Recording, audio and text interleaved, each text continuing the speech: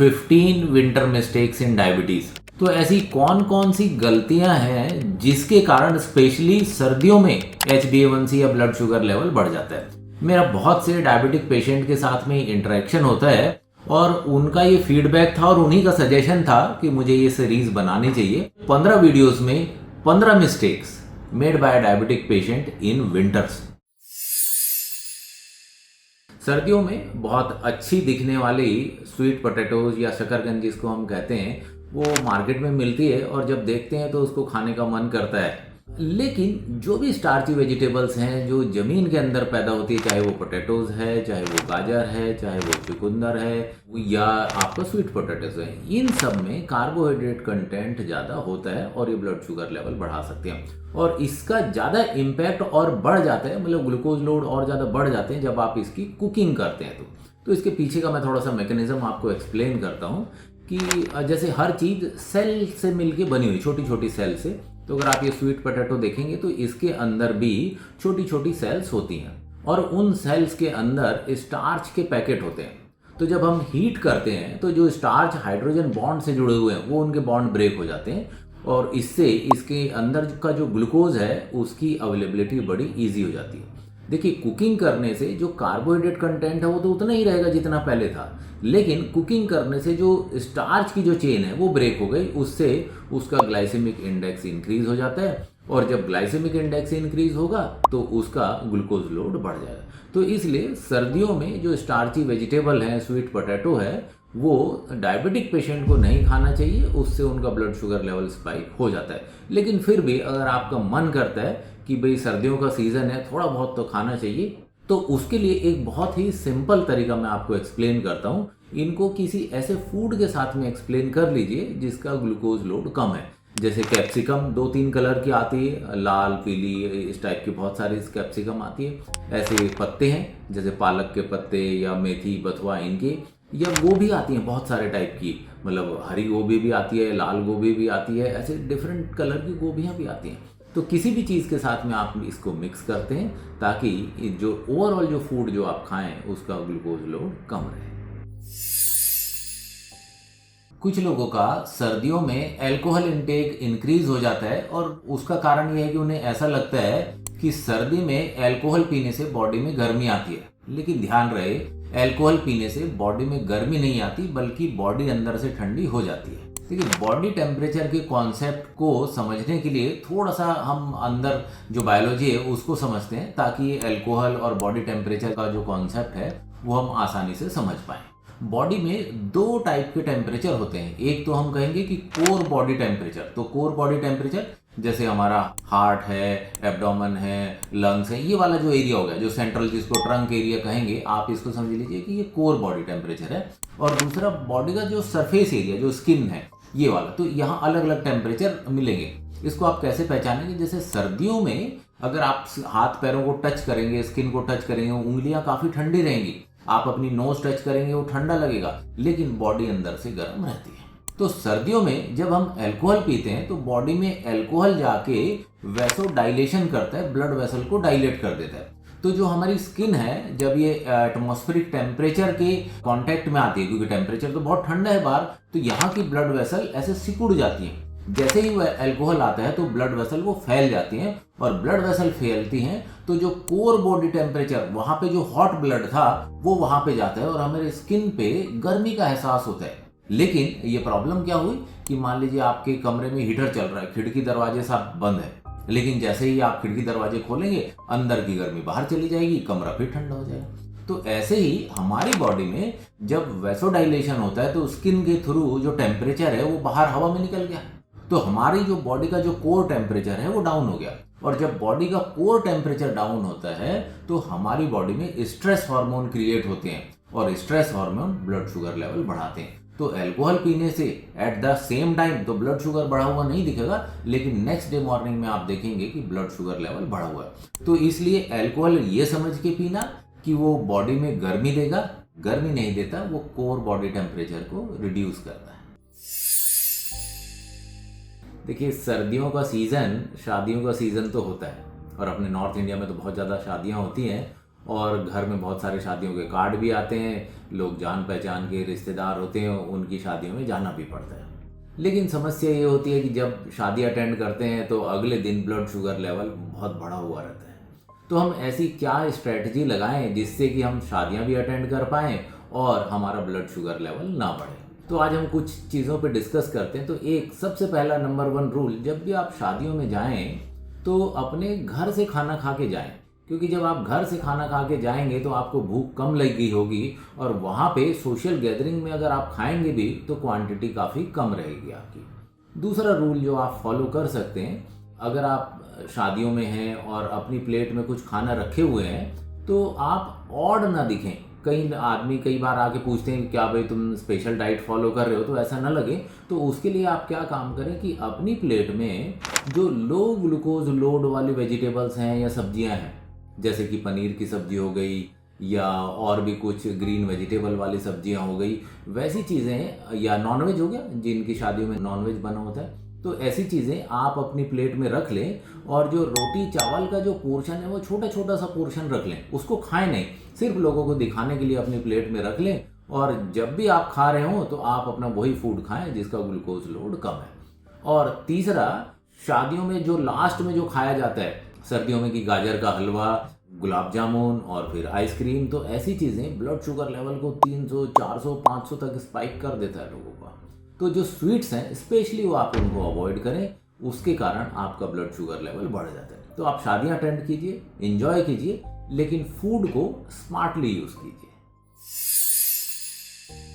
सर्दियों में कई ऐसे कारण हैं जिसके कारण ब्लड शुगर लेवल बढ़ जाता है। उसमें एक तो कारण ये है कि वाटर इनटेक कम होता है, दूसरा चाय कॉफ़ी ज़्यादा पीता है जिसके कारण भी एसिडिटी गैस वगैरह हो जाती है, तीसरा मूवमेंट कम होता है, आदमी का बॉडी मूवमेंट कम होता है, खाना ज़्यादा खाता है, उसके कारण भी पेट गड़बड़ हो सकता है।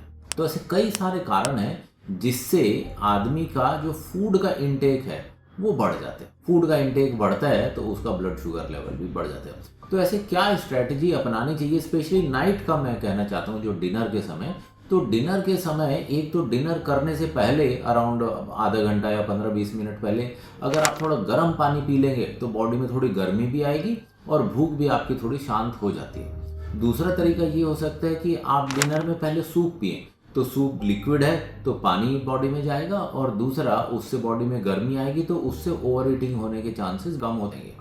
तीसरा कि डाइट में स्पेशली डिनर में अगर आप प्रोटीन लेंगे तो प्रोटीन से फुलनेस ज़्यादा होती है, बॉडी हीट ज़्यादा जनरेट होती है, उससे भी आपको बेनिफिट मिलेगा ताकि आपका ब्लड शुगर लेवल जो है वो सही आए और ब्लड शुगर लेवल ना बढ़े। चौथा जो इम्पॉर्टेंट चीज़ जो ध्यान रखनी है वो है बॉडी का मूवमेंट। सुबह, दोपहर, शाम, कोई भी टाइम जो आप निकाल सकते हैं बॉडी मूवमेंट जरूर करें। जब बॉडी का मूवमेंट होता है, गैस्ट्रिक मूवमेंट अच्छा होता है तो पेट गड़बड़ नहीं होता है। तो इसलिए ये खाने पीने से रिलेटेड अगर आप डिसिप्लिन मेंटेन करेंगे तो मॉर्निंग ब्लड शुगर लेवल आप आसानी से मेंटेन कर पाएंगे।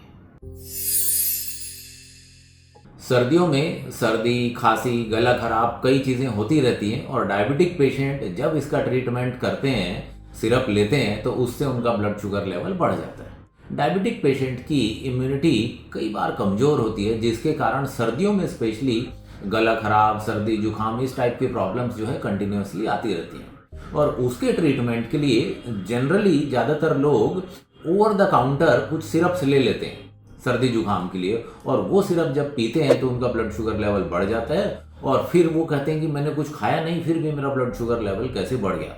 रीज़न था वो दवाई। देखिए मैं आपको समझाता हूँ कि जो सिरप होते हैं, सिरप में जनरली 67% चीनी का घोल मिला होता है।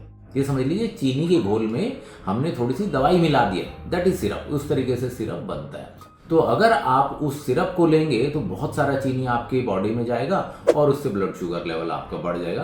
तो सिरप हमें अवॉइड करने, सिरप की बजाय अगर कोई टैबलेट, कैप्सूल वगैरह मिल जाए और उससे बात बन जाए तो वो ज़्यादा अच्छा रहेगा। दूसरी प्रॉब्लम, कई बार आप जो अब ये सिरप देखेंगे तो सिरप में कुछ स्टीरॉयड मिले होते हैं।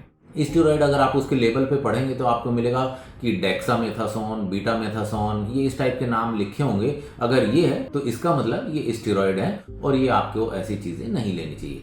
कई बार ऐसे सर्दी जुकाम की और भी कुछ दवाइयाँ होती हैं जिससे ब्लड शुगर लेवल बढ़ सकता है। तो ज़्यादा अच्छा तरीका ये है कि अगर आपका गला खराब है, सर्दी जुकाम है, तो आप डॉक्टर से मिलें और उन्हें बताएं कि आप डायबिटिक हैं और वो ऐसी चीज़ें प्रिस्क्राइब करें जिससे कि ब्लड शुगर लेवल ना बढ़े। तो सिरप अवॉइड करें, टैबलेट कैप्सूल से काम चलता हो तो उनको यूज़ कर लें। और इसके अलावा मान लीजिए कोई होम्योपैथिक मेडिसिन है, आयुर्वेदिक मेडिसिन है जिसमें चीनी नहीं है, उस टाइप का अगर कुछ ट्रीटमेंट हो सके तो वो ज़्यादा अच्छा ट्रीटमेंट रहेगा। इवन कि अगर गार्गल लेने से या स्टीम लेने से प्रॉब्लम सॉल्व हो सके वो भी ज़्यादा अच्छा रहेगा। जो सिरप है, सिरप हमें अवॉइड करने की कोशिश करनी चाहिए क्योंकि उससे ब्लड शुगर लेवल बढ़ सकता है। सर्दियों में जनरली धीरे धीरे ब्लड शुगर लेवल बढ़ता रहता है और जब धीरे धीरे ब्लड शुगर बढ़ता है, कभी 5 यूनिट बढ़ा, कभी 10 बढ़ा, 15 बढ़ा, 20 बढ़ा, जब ब्लड शुगर इतना धीरे बढ़ता है तो कोई ऐसा अलार्मिंग सिम्टम बॉडी में दिखाई नहीं देता। और अगर कुछ कई बार सिम्टम दिखाई भी दे तो आदमी उसको इग्नोर करता है। जैसे मान लीजिए थोड़ा सा ब्लड शुगर लेवल बढ़ा तो कुछ सिम्टम्स होते हैं बॉडी के। तो क्या मेजर सिम्टम होते हैं ब्लड शुगर बढ़ने के कि भाई एक तो फ्रीक्वेंट यूरिनेशन होगा, भूख ज़्यादा लगेगी, प्यास ज़्यादा लगेगी। और सर्दियों में भी ऐसे ऐसे ही कुछ सिम्टम दिखाई देते हैं। तो अगर मान लीजिए फ्रीक्वेंट यूरिनेशन हो रहा है तो आदमी ये कहता है कि भाई थोड़ा सा भी पानी पियो यार, बार बार वॉशरूम जाना पड़ता है। भूख ज़्यादा लगती है तो ऐसा लगता है यार सर्दियों में ज़्यादा खाने का मन करता है। प्यास ज़्यादा लगती है तो यह बहुत ज़्यादा खाना खा लिया तो अब पानी पीने का मन कर रहा है। तो ये जो सिम्टम्स हैं हाई ब्लड शुगर लेवल के, ये कई बार हाइड भी हो जाते हैं जिसके कारण धीरे धीरे साइलेंटली डैमेज होता रहता है। और डैमेज समझिए, मान लीजिए ब्लड शुगर लेवल बढ़ेगा तो क्या होगा, जो आर्टरीज हैं जो हार्ट में वो धीरे धीरे ब्लॉक होती हैं। अब पहले वो 70% ब्लॉक होगी, फिर 80% ब्लॉक होगी, फिर वो 90% ब्लॉक होगी। तो ये ब्लॉकेज जब बढ़ती जाती है तो बीच में कोई ऐसा सिम्टम दिखाई नहीं देता कि 70% से 80% हो गया तो आपको कुछ पता चलेगा। जब वो 98-99% ब्लॉक हो जाएगा तब आपको सिम्टम दिखाई देने शुरू होते हैं। तो इसलिए ये इग्नोर हो जाता है कि आप अपना जो ब्लड शुगर की जो टेस्टिंग है उसको इग्नोर करते हैं। लेकिन ब्लड शुगर की टेस्टिंग को इग्नोर करना ठीक नहीं है। जो ग्लूकोमीटर में जो आप रीडिंग देखते हैं वो सिर्फ रीडिंग को आप ये ना समझें कि ब्लड शुगर बता रहा है, ये आपका फ्यूचर बता रहा है। अगर ब्लड शुगर कॉन्स्टेंटली बढ़ा रहेगा तो ये समझ लीजिए कि डैमेज कॉन्स्टेंटली होता रहेगा, ब्लॉकेज हार्ट में धीरे धीरे बढ़ती रहेगी। और ये समझ लीजिए जो किडनी में जो नेफ्रॉन्स हैं वो धीरे धीरे मरते रहेंगे और किडनी खराब तो जिंदगी खराब। आदमी जो है ठीक से अपना जीवन नहीं जी सकता अगर किडनी काम नहीं कर रही है। तो धीरे धीरे जो शुगर बढ़ रहा है वो बहुत अलार्मिंग हो सकता है in the longer period of time. Short period में कुछ भी पता नहीं लगता। इसलिए आप रेगुलरली ब्लड शुगर चेक करें, इग्नोर ना करें, क्योंकि इग्नोर करने में नुकसान आपका ही है। कई लोगों को ऐसा लगता है कि ब्लड शुगर लेवल 200 हो, 250 हो, क्या फ़र्क पड़ता है। और जो ये लोगों ने गाइडलाइन बनाई हुई है कि ब्लड शुगर लेवल फास्टिंग का 100 के नीचे होना चाहिए, खाने के बाद 140 के नीचे होने चाहिए, ये सब पैसे कमाने के तरीके हैं, लोगों को बेवकूफ़ बनाने के तरीके हैं। ऐसा नहीं है। देखिए, मेडिकल स्टडीज़ ये कहती हैं कि अगर आपका एवरेज ब्लड शुगर लेवल बढ़ा हुआ है, मतलब 5.7 के ऊपर अगर आपका HbA1c लेवल है तो धीरे धीरे आपकी बॉडी में डैमेज होता रहता है। और डैमेज कैसे होता है कि जैसे प्री डायबिटीज़ की कंडीशन शुरू हो जाती है 5.7 के बाद, तो जब प्री डायबिटीज़ की कंडीशन होगी तो उस कंडीशन में इंसुलिन का लेवल भी बढ़ा रहेगा बॉडी में और ब्लड शुगर का लेवल भी बढ़ा रहेगा। तो इंसुलिन और शुगर जब ये दोनों बढ़े रहते हैं तो बहुत ही स्पीड से जो आर्टरीज के अंदर ब्लॉकेज होती है जिसके कारण बाद में हार्ट अटैक होता है वो होगा। और जब ये आर्टरीज ब्लॉक हो रही होती हैं तो कोई दर्द नहीं होता। ऐसे ही जब शुगर और इंसुलिन बढ़ा हुआ होता है तो किडनी में नेफ्रॉन्स मर रहे होते हैं और वो जब नेफ्रॉन मरते हैं तो भी कोई दर्द नहीं होता। और जब दर्द नहीं होता तो इग्नोर करना ईजी हो जाता है। आदमी जितना ज़्यादा इग्नोर करेगा उतना धीरे धीरे बॉडी अंदर से खोखला होता जाएगा और बॉडी खराब होता जाएगा। और जो कमज़ोर इंसान होता है वो हमेशा दूसरे को ब्लेम करता है अपनी प्रॉब्लम्स के लिए। अगर मान लीजिए उसका ब्लड शुगर लेवल बढ़ा हुआ है तो हमेशा दूसरों को ब्लेम करेगा, या तो दवाई की कंपनी को ब्लेम करेगा, या फूड कंपनीज को ब्लेम करेगा, या जंक फूड वालों को ब्लेम करेगा। अपनी आदतों को नहीं देखेगा, अपने डिसिप्लिन को नहीं देखेगा, वो हमेशा दूसरों को ब्लेम करता है। और जो स्ट्रांग आदमी है वो दूसरों को ब्लेम नहीं करता, वो जिम्मेदारी अपने कंधे पर लेता है। ये लाइफ आपकी है, ये बॉडी आपकी है, जिम्मेदारी आपकी है। तो जिम्मेदार बनिए और नॉलेज और डिसिप्लिन की मदद से आप हमेशा अपने आप को डिसीज फ्री रख सकते हैं। डायबेक्सी से जुड़िए, कुछ ना कुछ फ़ायदा ज़रूर होगा आपका। डायबेक्सी के इस चैनल पर हम डायबिटीज़ मैनेजमेंट से रिलेटेड साइंटिफिक इन्फॉर्मेशन बड़ी ही सिंपल लैंग्वेज में शेयर करते हैं। अगर आप डायबेक्सी चैनल को रेगुलरली देखेंगे तो आपको डायबिटीज़ से रिलेटेड काफ़ी नॉलेज मिलेगी और आप अपनी डायबिटीज़ को हमेशा के लिए रिवर्स कर पाएंगे। इग्नोर नहीं कीजिए, डायबिटीज़ डेंजरस है। डायबिटीज़ दीमक की तरह बॉडी में घुस जाती है। अगर आपने इग्नोर किया तो एक दिन वो बॉडी को पूरा अंदर से खोखला कर देगी।